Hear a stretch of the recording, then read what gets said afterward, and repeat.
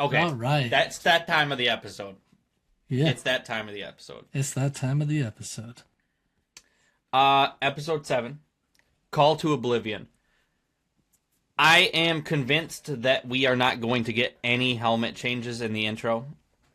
None. It doesn't, man. It doesn't look like it. It doesn't. Unless they're saving it for when Vader shows up, And then we're going to get a That's Vader yeah. mask. Maybe. That's a good call. Yeah. Yeah, we'll see. We'll see. So yeah, the episode kicks off almost right from the last one. Curfew is in effect. No public transportation. Everything's been shut down while they look for Maul, Daki, Devon, Lawson. You know what I mean? Everybody. Basically, I mean, shut everything down. You see people panicking, closing their doors, and everything like that. It's pretty crazy. Yeah. Well, then we see the troopers investigating the train tunnel area where they last saw Daki and Devon, and we didn't see Maul at that point, but yeah, love that scene. I like how during this whole time though, we get this little quick scene where like Devon is talking about like trying to do stuff or whatever, and she basically calls Riley a boy, like he's a little kid, even though I'm pretty sure they're close to the same age. They've got to be close to the same age. I It- mean, they were it talking about their sounded upbringing earlier. together. Oh, that and it sounded earlier when Daki and Lawson went to talk. I think it was in episode 5 or 6. Was it 5? I think it was 5. Yeah. Yep, end of 5 when he was like, "Hey, you guys go in the other room, let the adults talk." So clearly they're saying like both of them are young, they're kids. Yeah. But she's like, "Hey, for this sure. boy." Yeah. Riley looks up like, "Oh, excuse me?" Yeah. Listen, I just want to know how long Maul has been with the Syndicate on this planet, because Maul just knows the train tunnels, the sewer systems, wherever they're at. He knows them like the back of their hand, dude. He knows exactly where he's going at all times. Maybe it's the Force. I don't know. Right. We'll see. Dude, I think the one thing that I'm seeing from this, and maybe it's also what's his name? Dennis Haysbert's voice.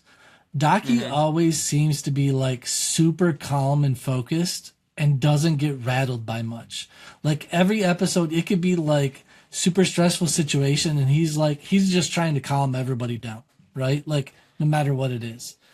Yeah, no matter what it is. Because in that, as he's talking to Lawson, Lawson's like, Riley wouldn't be in this situation if and Daki's like, stops him, and he's like, don't let those thoughts consume you.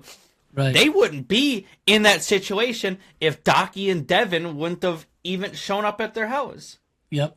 And the other thing too, like if you notice it, every character in the show, like if they're in a situation where it's like an anxiety type situation or a stressful situation, like they'll either talk like faster or elevated or whatever. I have yet to hear once Daki change his whole demeanor of like talking super like normal and calm.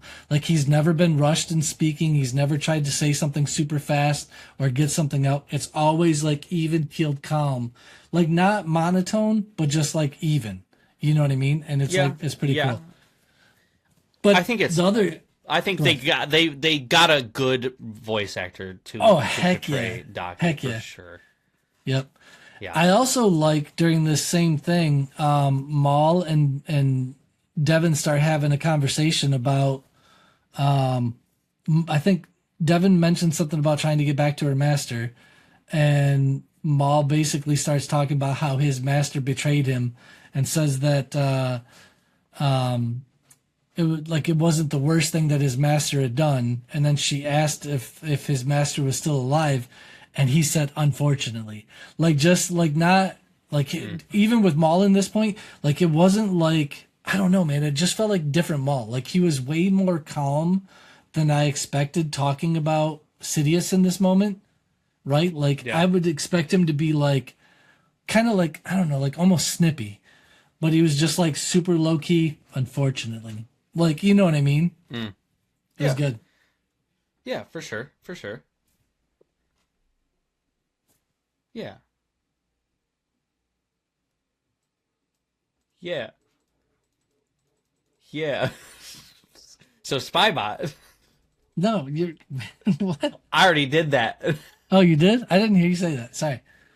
Oh yeah, I see the second part. Yeah.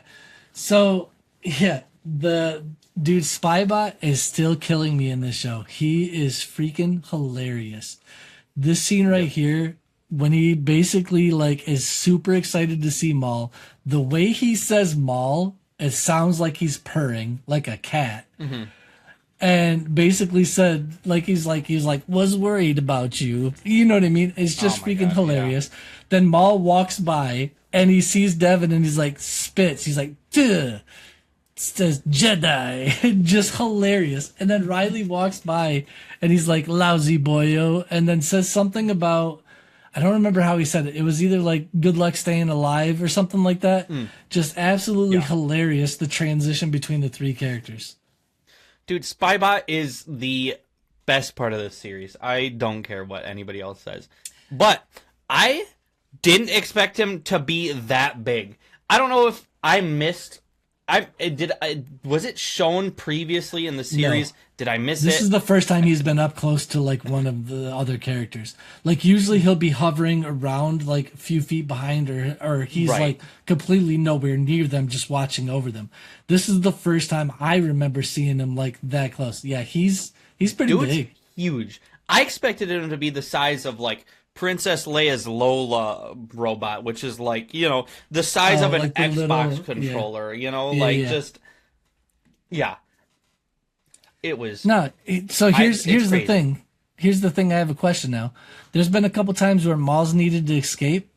He could definitely just ride on Spybot, right? He's big enough.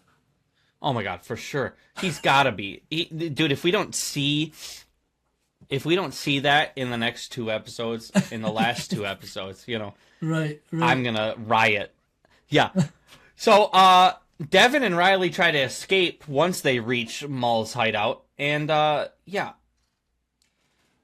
Dude, Devon's like, come on, Riley, and then basically leaves Riley like in the dust, just gone. And then Maul's like, yeah, you're not faster than me, and like cuts them both off. I think Like, that just- also is like knowing these tunnels like the back of his Oh hand. yeah, Well, probably you're right. Also Riley's got to climb the ladder. Devon can just jump. As you can see, you can barely see him, like right here. Yeah, it like He's slow like, climb, climb. The dude can't even Call of Duty slide down at like the fast slide type thing. Like he's just like slow. Do you know how to Call of Duty slide down a I ladder? mean, I would try it if I had a ladder that I could do it on, but In glovey gloves? Yeah, for yeah, sure. and gloves for sure. But this guy's and not like a this guy's bag not at the prepared. bottom just in case I fall. Yeah, this guy's not prepared. He has no idea. He was just in school and playing, what was it? Space lacrosse. I don't remember the name. Bioket or whatever. Yeah. So Maul is holding Devon with the Force, kind of like how Kylo was with Rey in the sequels. Dude, it was. But was so it looks like she breaks free. She does eventually, yeah. She does Because eventually. right here, you can see she's got her hand on her lightsaber. So like Yep. before he even froze her, she had her hand, and it looks like she's fighting it. And I think like right after he pushes her away, maybe when he pushes Riley away, it weakens Like, breaks the it a little strength bit, that yeah. he's got holding her, and she's able to break it. I don't know, but she basically breaks it like right after that. Yeah. So either like she's letting anger power or fuel her a little bit more, because she's definitely not. I feel like she's playing into her anger more so than Daki would even know of, right? Like, yeah. Then Daki would approve of, yeah. oh heck yeah, yeah. So then we see a probe droid, and Spybot, like, tackles him and says, "Die, Imperial scum." Dude, That was hilarious. I that was am loving hilarious. Spybot.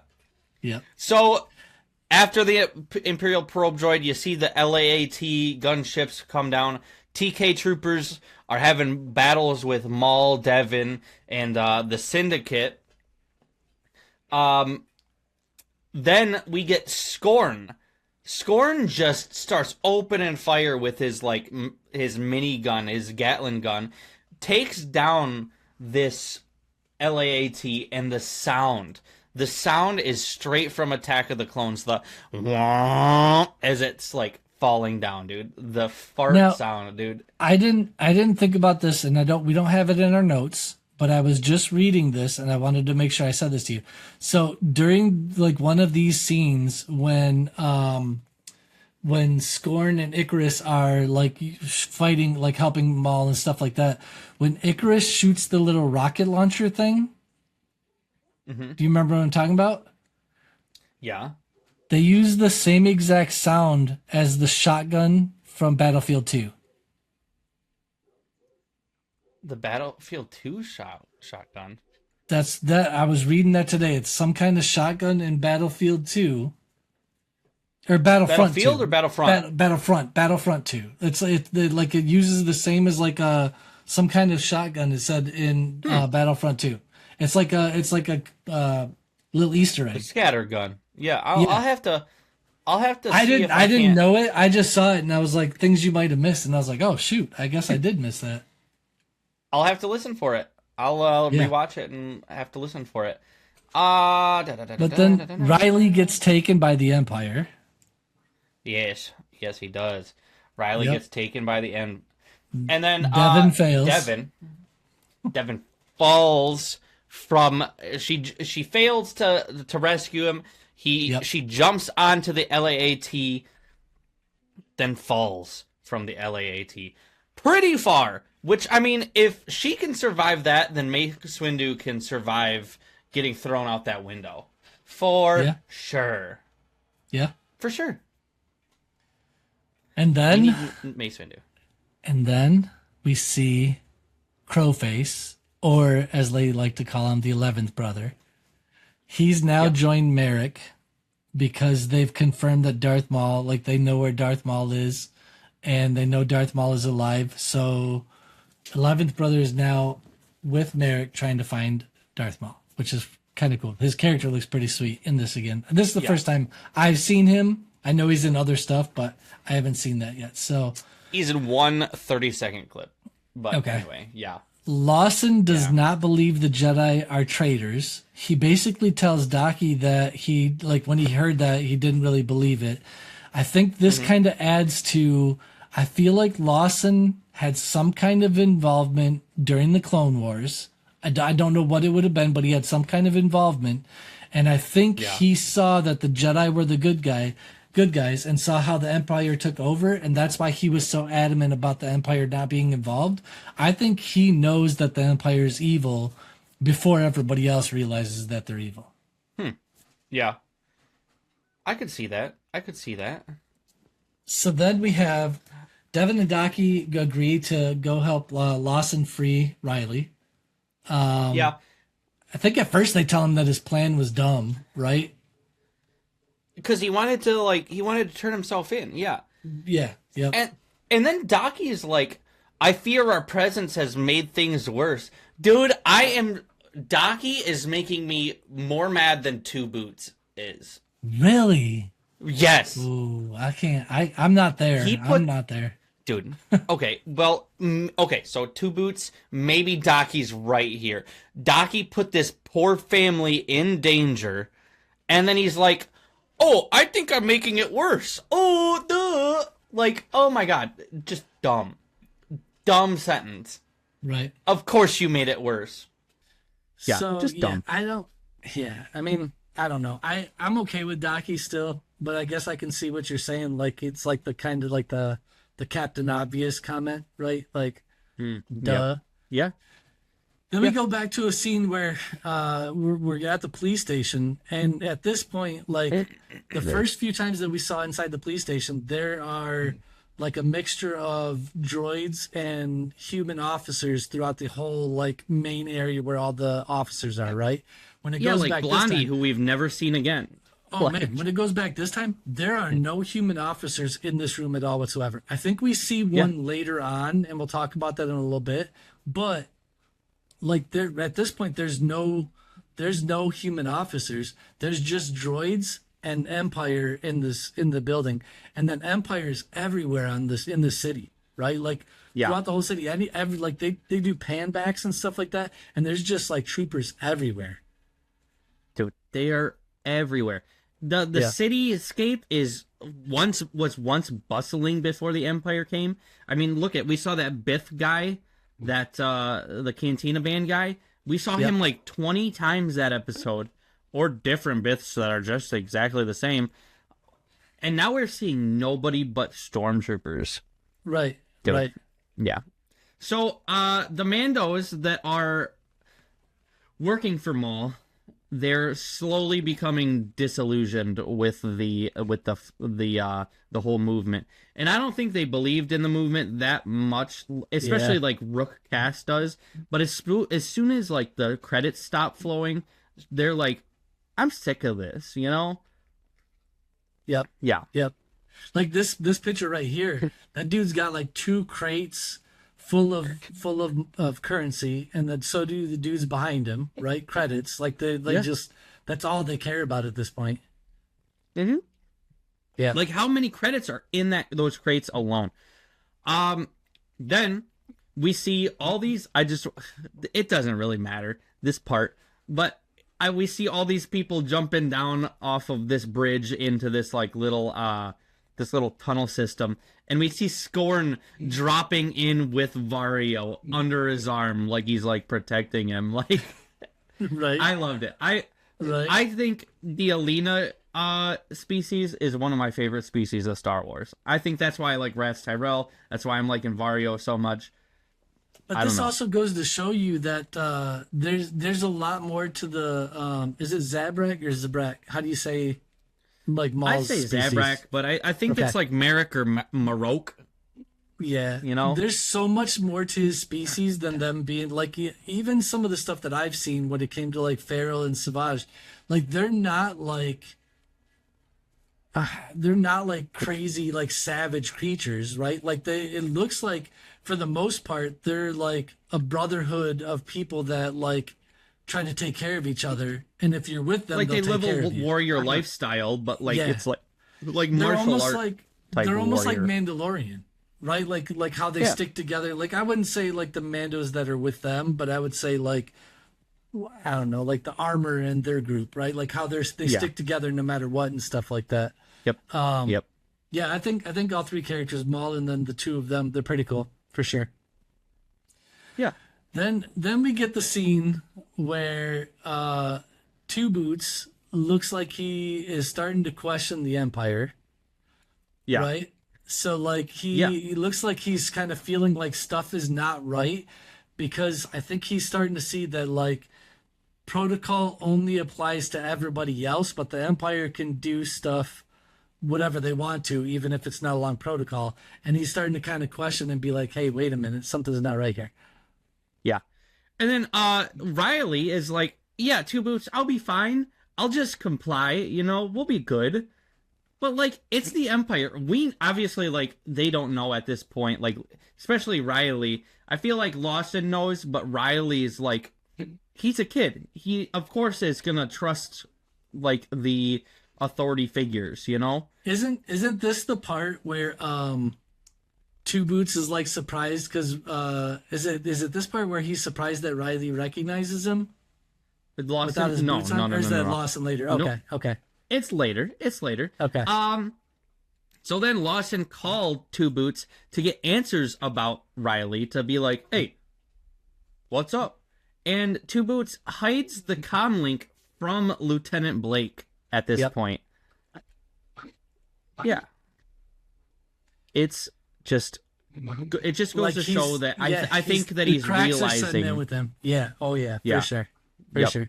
Then we get what I think so far is like it's either tied with or the best like lightsaber fight in this show so far. The Maul versus American Crowface fight. Yeah. there's so much that is so good about this. Like seeing the three of them fight and Maul having to fight against both of them and still holding his own. Yeah. All while his knee is still hot trash because he jumps down and his knee freaking malfunctions and he's got to deal with his knee going like haywire the rest of the fight. The best part, though, is when they jump off of this bridge thing through the waterfall and you see the steam. It's okay. You see the steam stuff like dissipate off of the lightsaber blades and the hissing from the water. Dude, it was freaking awesome. I thought that was such a good touch. It was just great. Dude, yeah. This whole sequence of events in this lightsaber fight was so cool because we get to see Maul being force pushed and then almost falling off, but he's using his lightsaber to stop him, like just dragging it through, like plummeting through this metal, stopping him. Dude, it's such a good fight. Such a good fight. Yep.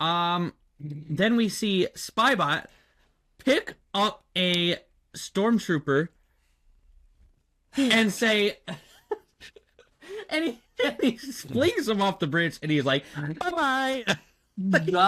Drops bro to his death. Dude, drops him. It's wild. And then, Scorn sees Maul fighting the two Inquisitors, and he's like, brother, cover me. And Icarus kind of looks, and then he's like, okay, pew, pew, pew. You know? Yep. Yeah. It's so good. This show is just so good. Then you have, is it Kebris is how you pronounce his name? I think so. The Mando guy that basically was like carrying the coins and stuff like that and already sounded like he was like ready to go or whatever. Him and the Mandos like basically leave everybody else and go take the ship. And what the heck is the Vario? Vario goes to try and get on the ship, and the second the latch starts going up for the ramp starts going up, he falls off so he can't get in. Ship takes off immediately. Gets just blown to bits, dude. Like so crazy. Crazy. And then shortly after that, Scorn gets killed by the 11th brother. And I think for Maul, I think that's kind of reminiscent of what I haven't actually seen, but now I know of because of this show. Kind of reminiscent of how Savage dies. No, it's not because of you. It's because of the next episode, and that's fine. Like it is what it is. But yeah, I think. Yeah. I'm sorry. Well, listen, you had spoilers because we needed to get this. I feel like we needed to get this out. You know. Yeah. No, it's good. It's good. So Maul's right knee and what seems like his hip/ab area is just completely it's malfunctioning. It's I would definitely say it's like hip area for sure, and it's like the knee is like malfunctioning. The hip has got a chunk missing. Yeah. Yep. So then the two Inquisitors come down and they've got their lightsabers, and he's like, and Marrok is like, the Emperor wants you dead, and and then he's like, the Emperor wants you dead. There's no surrendering. Yep. And then Maul's like, same, and he just pulls down the cave, dude. That whole scene when Marrok is telling him that the Emperor wants him dead and all that stuff, like that whole little 10-15 second of dialogue right there is great. It's great. And the fact that it like plays into the next episode, like especially like the beginning of the next episode and how it's like messing with Maul's head, like it's just good. It's good writing. I like it. Huh?